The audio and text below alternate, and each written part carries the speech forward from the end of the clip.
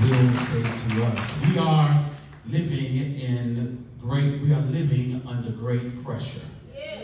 Every day something is pressing on us, pressing on our convictions, pressing on our faith, pressing on the way we live.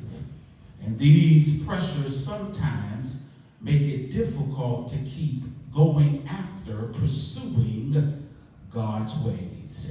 It is challenging to stand for truth when doing so puts us at odds with the powers that be that would rather have our allegiance than respect our convictions.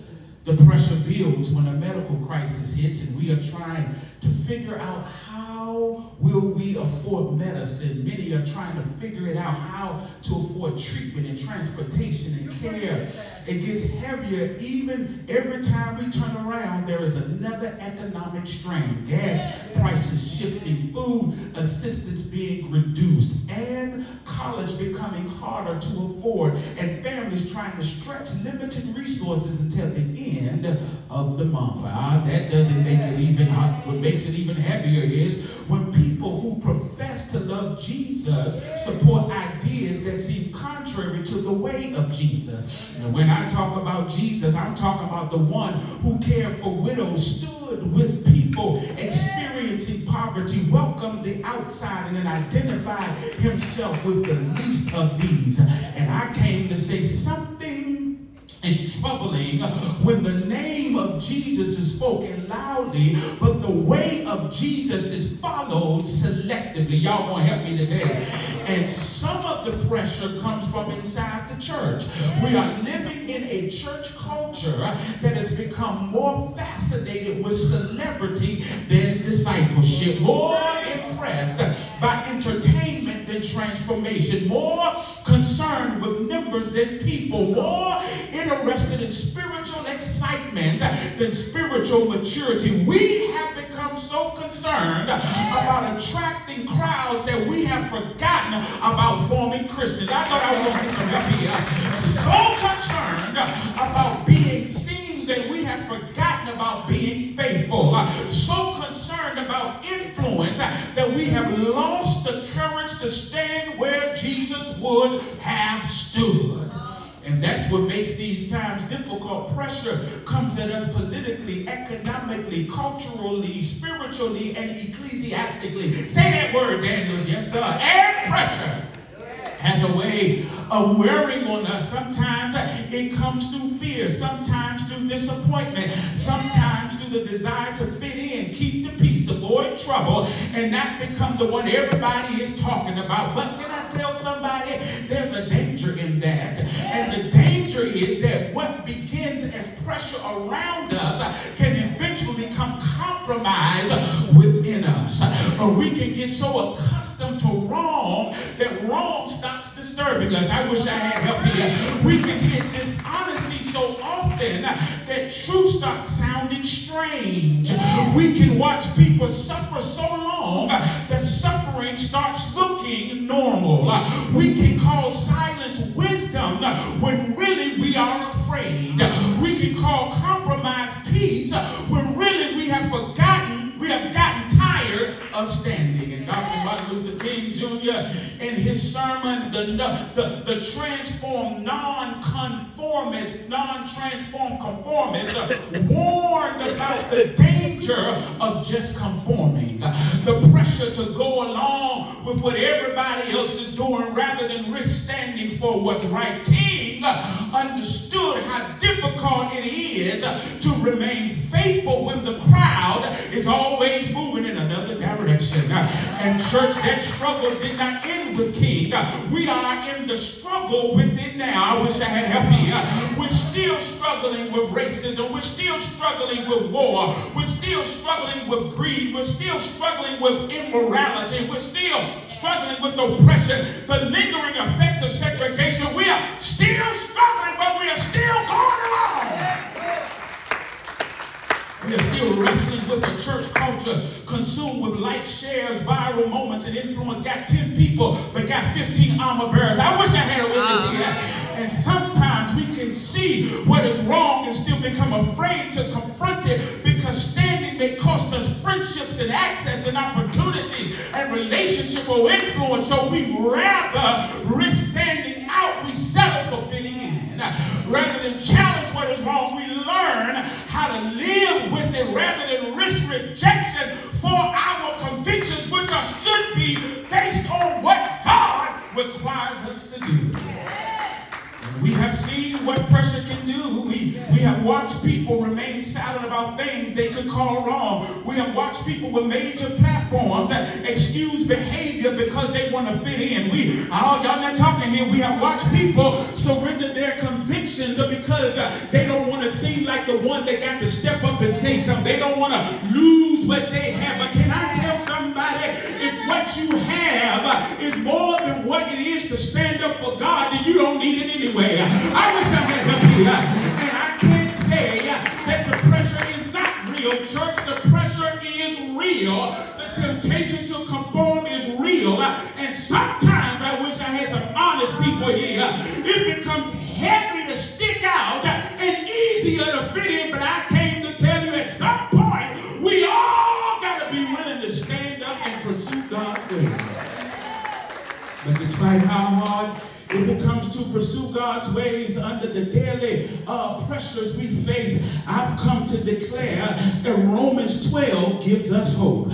Pressure does not have to have the final say. God is still able to renew us so that we can keep pressing beyond the pressure and keep pursuing God's ways.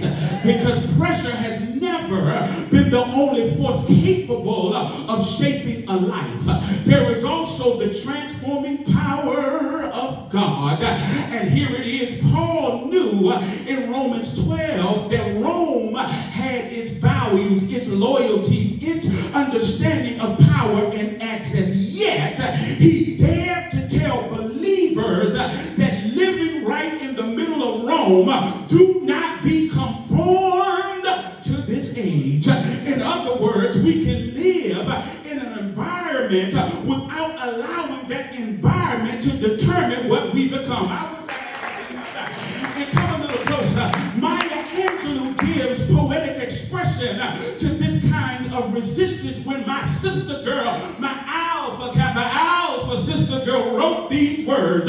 You may try me, I wish I had up here, in the very dirt, but still like dust, I'll rise. And there is something powerful about refusing to allow what happens to us to determine what happens within us. And some of us have lived it. We know what it is to be mistreated and have to ask God not only to deal with the person who hurt us, but keep us from knocking a Negro out. I wish I had him here. We know what it is to discover that sometimes God's greatest work in a difficult situation is the work God is doing within us. That's why we always say, if it had not been for the Lord. Anybody got that? If it had not been for the Lord, I'd have smacked somebody a long time ago. If it had not been for the Lord, I'd curse somebody out. Y'all not going to talk to me here. If it had not been for the Lord, I'd have walked away from the job long ago. But thank God that it had been for the Lord, because the Lord is doing something in me that keeps me from going cuckoo for cocoa and keeps me pursuing him when I want to slap somebody. Y'all not going to talk to me. The culture can keep pulling, but how many know God can keep transforming us? And the pressure, I'm trying to hold myself. I feel God today. The pressure is real, but pressure does not have to have the final say. So the question for us this morning is, and I've been preaching all week long, how do we remain determined to pursue God's way no matter what? Let's go to Romans 12, 1 through 2, and let's see what God has to say to us. And if you're writing, get out your phones, write this down. Here is the point of the sermon. We keep pursuing God's way by giving ourselves to God and letting God renew us. That's all I got. You got to give yourself to God, and then you got to let God daily renew you. Because if God don't renew us, Lord have mercy. The text says, am I doing all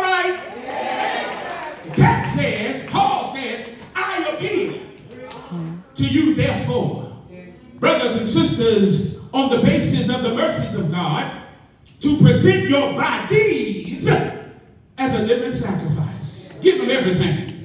Holy, acceptable to God, which is your reasonable act of worship. Some translations say serve. So God is not expecting everything, but God is expecting us to give something. I wish I had help here.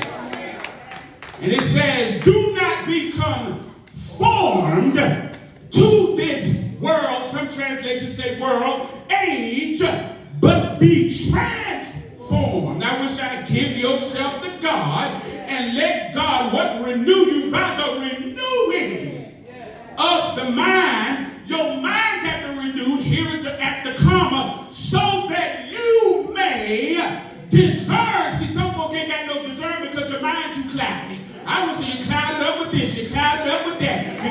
You got to at some point let God clear the cloudiness so you can discern what is the will of God, what is good and acceptable and perfect. I'm doing the best I can today. Here it is. Paul is speaking to believers. He's speaking to believers he has not yet visited at this point. Paul had not visited the people in Rome yet, but he knows the kind of world they were living in. They were trying to follow Jesus in a culture with its own values, its own loyalties, its own definitions of success. Same like us, power and status. And we know something about that. So when Paul gets to Romans chapter 12, he moves from what God has done for us to how we ought to live before God. He moves from belief, and folk love to believe, but we all got a challenge with behavior. I wish I had help. And from confession to conduct, from receiving mercy to responding to mercy. And that is why the text uses the word therefore. And therefore matters because Paul is reaching backwards before he moves forward. Because of the mercy God has already shown, because of the grace God has already given, therefore, I wish I had help here. Paul says, because of what I've already done for you, I wake you up every morning. I start you on your way. I give you new mercies. I forgive you. I love you. When Negroes say they love you, but the first time they get a chance to stab you, they'll stab you and still walk right beside you and say, good morning. But because of what I have done, therefore you ought to give me praise. I've healed you, therefore you ought to serve me. I wake you up every day, therefore if you got activity, if you got ability, it doesn't matter if you need a little help, you ought to be rolling into the house of God. The church house should be filled because God has done so much for us, but we have so much and we act like God hasn't done a darn thing, so we stay home and act like we got it all together. But is there anybody here that's going to tell God thank you because you did so much and you didn't have to do it? Therefore, I owe you glory.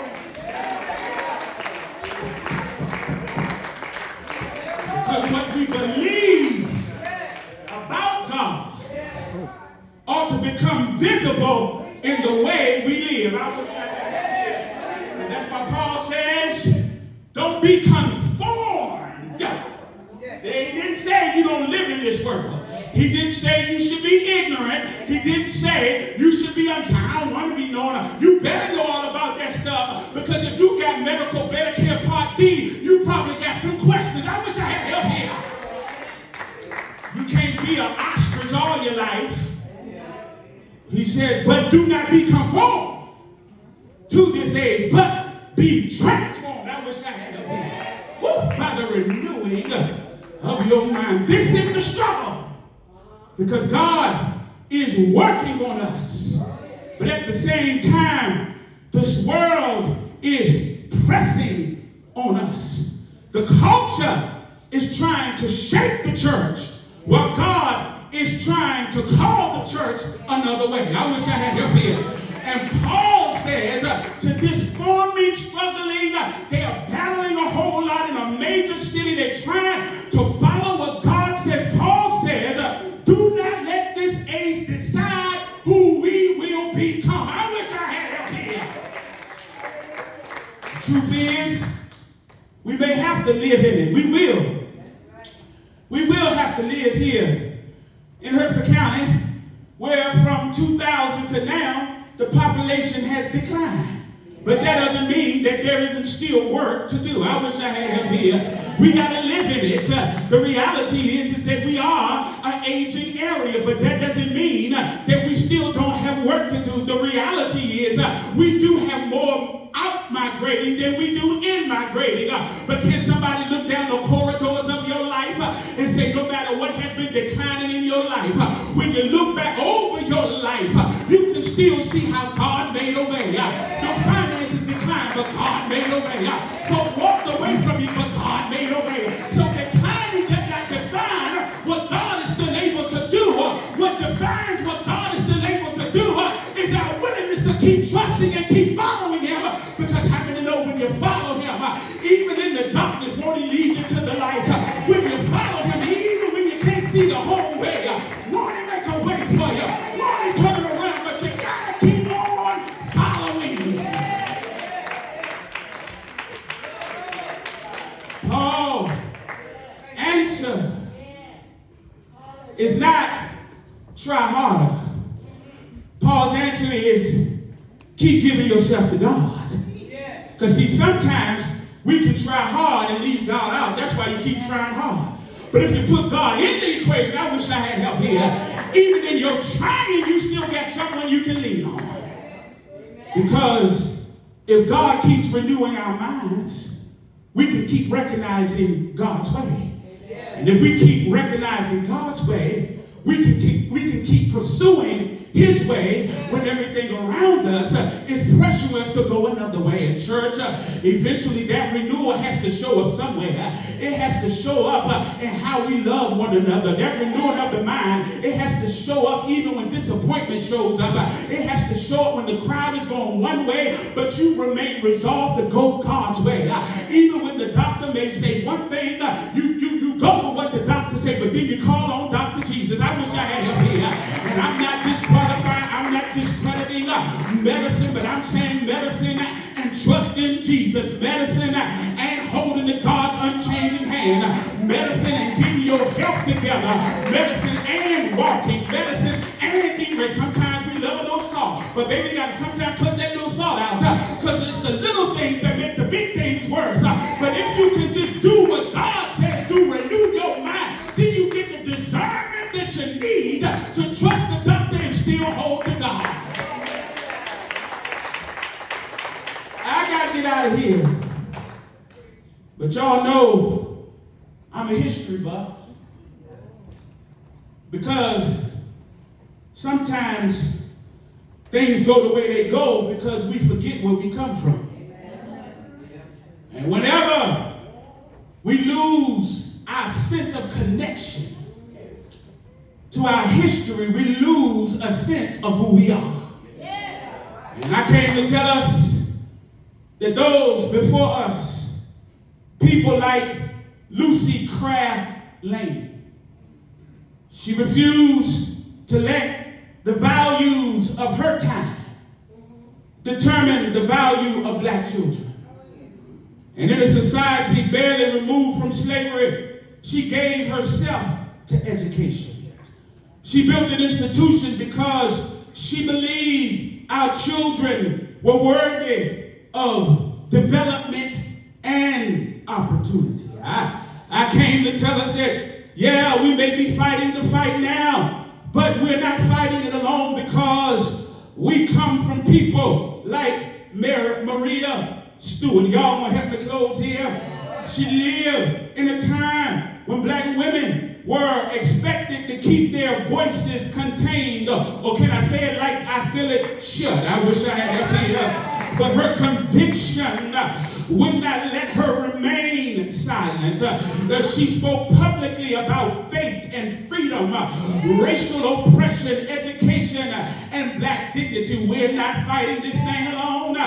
We are connected to Julia A.J. Foote. She testified she was a black woman, that they refused to let her preach, but she said she would not shut up because she knew she knew that God had called her, but she kept preaching even when religious institutions would not give her an opportunity. But finally, the AME Church gave her a license to preach. I came to tell a black man, you come from stock, brother. Hold your head up. Stick your chest out. DJ and everybody else, young boy, you come from stock like people like Mordecai, Wyatt Johnson. Go look these people up.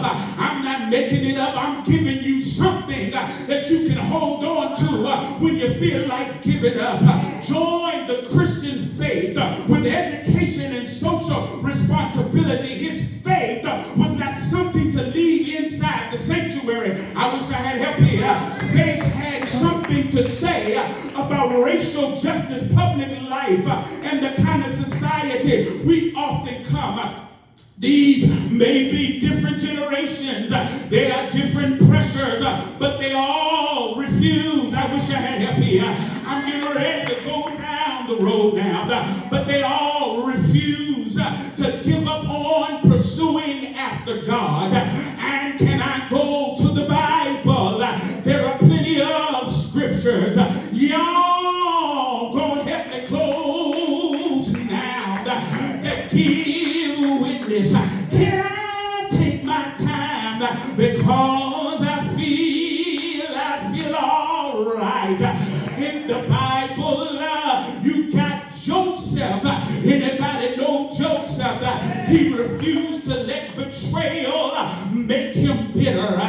Anybody know Sister Ruth? She refused to let grief close the door on her future. Anybody know about my man named Peter? He failed Jesus, but came to tell somebody, even though we may fail him sometimes, isn't he able to pick us up? He doesn't leave us down. And Jesus restored him. He renewed him. And once a man controlled by his fear became a witness that could stand. And y'all know where I'm going. And I'm out of here this morning. But I know, I wish I had a church here. Anybody know the greatest man? When people reviled him, he kept pursuing God. When they talked about him, he pursued after his God. When they made him march up the Via Dolorosa, he pursued after his God. When they hung him high, they stretched him wide. He hung his head in the locks of his shoulders, and he died. But that's not all the story. Can I be Baptist? Early, I said early Sunday morning, God raised Jesus with all power. Keep pressing on, keep working, keep holding on. Won't he make it all right? Won't he do it? Won't he do it? If you know he'll do it, can you shout yes? Shout it! Shout it! Shout it! We got to keep on pursuing.